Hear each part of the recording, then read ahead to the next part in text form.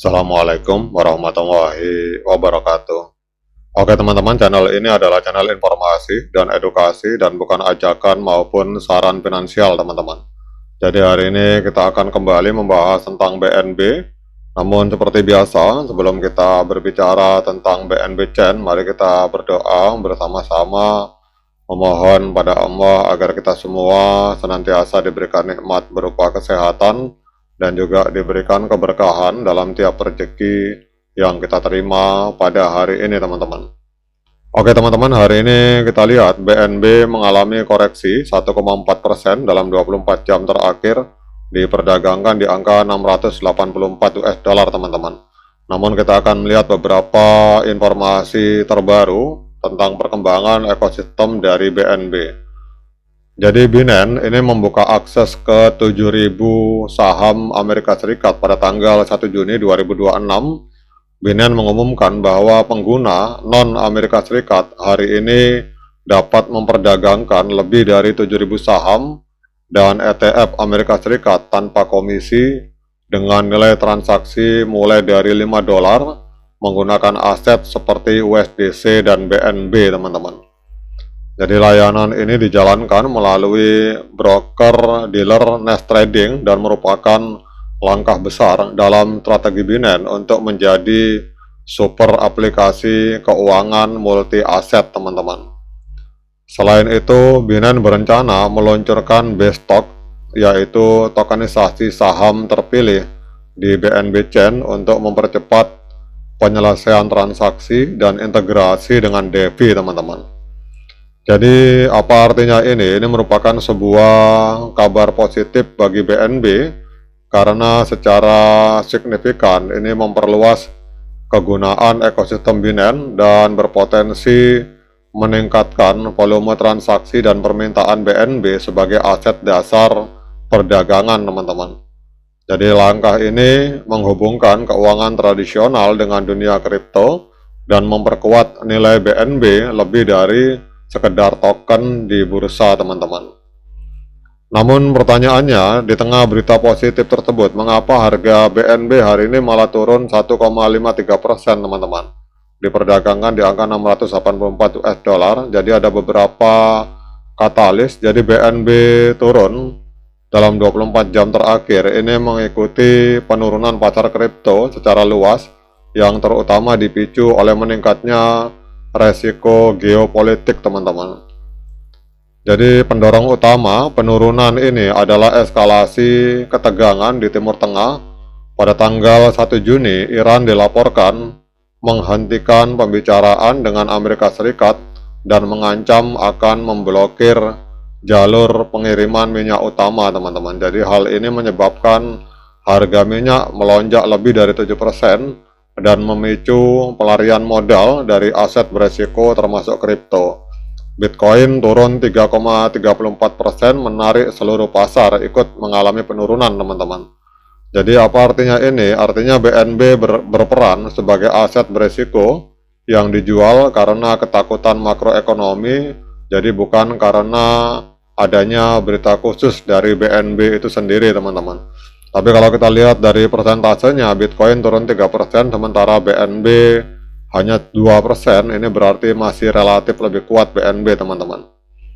Kemudian apa yang harus kita perhatikan sebagai investor maupun trader? Kita harus memantau terus perkembangan hubungan antara Amerika Serikat dan Iran dan juga dampaknya terhadap sentimen pasar secara umum teman-teman.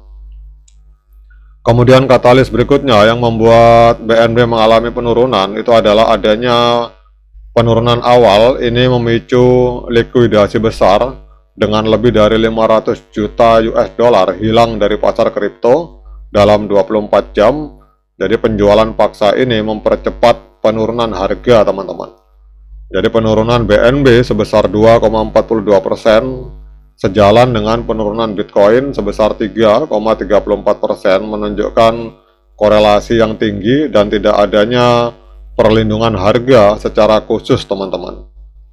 Jadi apa artinya ini? Artinya bahwa posisi leverage di pasar derivatif itu memperparah penurunan dan BNB bergerak mengikuti tren pasar bukan karena adanya masalah dalam faktor internal dari BNB teman-teman. Nah, kemudian kita lihat teman-teman untuk data dari CoinGlass untuk BNB dalam 24 jam terakhir. Kita lihat di sini perbandingan antara pembelian dan penjualan di market.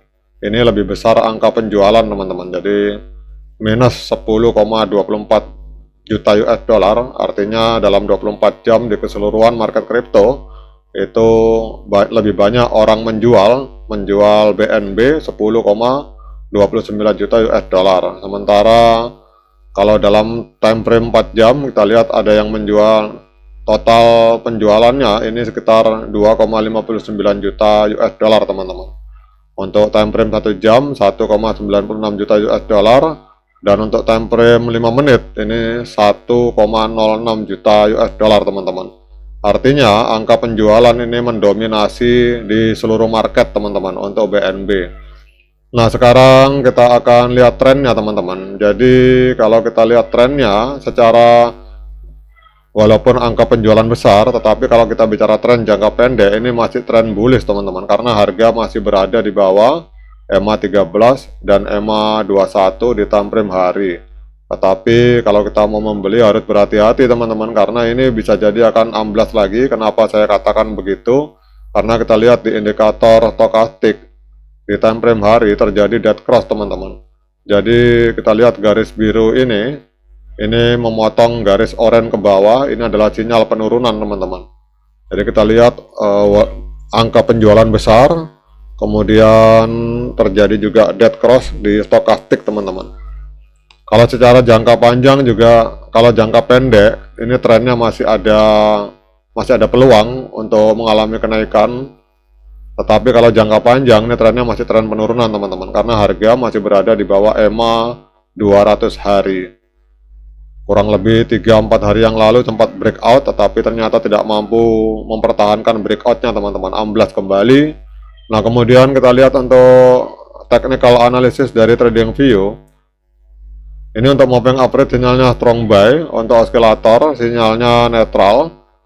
Namun kalau kita gabungkan oscillator dengan moving average, ini untuk BNB di tengah penjualan besar-besaran, malah untuk technical secara analisa dari TradingView ini malah memberikan sinyal pembelian teman-teman, karena 12 indikator menunjukkan sinyal pembelian, sementara hanya 4 indikator yang menunjukkan sinyal penjualan teman-teman. Jadi ini terjadi paradok kontradiksi. Jadi di satu sisi kalau kita lihat data di CoinGlass terjadi penjualan besar-besaran, tetapi sinyal dari TradingView ini malah sinyal pembelian teman-teman. Tetapi di satu sisi yang masuk akal juga teman-teman, karena kalau kita lihat di sini ini trennya masih tren kenaikan secara jangka pendek, karena harga masih berada di atas EMA 13 dan EMA 21 di time frame hari. Namun kita harus tetap waspada.